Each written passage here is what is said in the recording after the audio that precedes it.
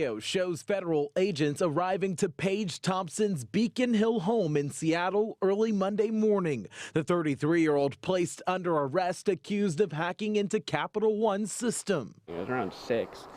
We woke up to a loud bang. Thompson's roommate, who did not want to be identified, tells us she was home when the raid happened. Paige Thompson, seen here in this picture from her Twitter account, is now accused of gaining access to the personal information of millions of credit applications. Capital One says that information includes names, birth dates, credit scores, and social security numbers. As soon as I saw in the report something about computers, we all instantly knew I had to do something with Paige.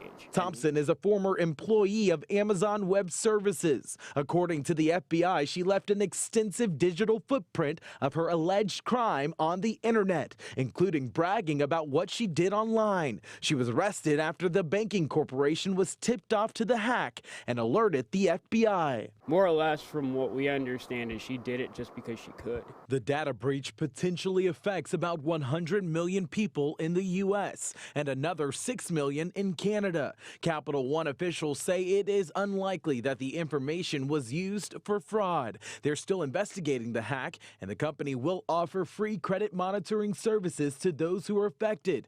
They say no credit card number or login credentials were compromised. There's data breaches, then there's data breaches. This is the big one. Attorney General Bob Ferguson says Capital One has notified his office about the breach, and they now have 30 days to notify affected customers. Folks need to make sure that they're checking their credit reports, monitoring what's going on.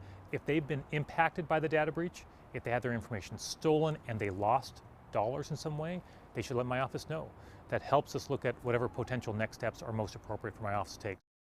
And this evening, we know that Paige Thompson will have a detention hearing Thursday in federal court here in Seattle. If convicted, she could face up to 5 years in prison and a $250,000 fine.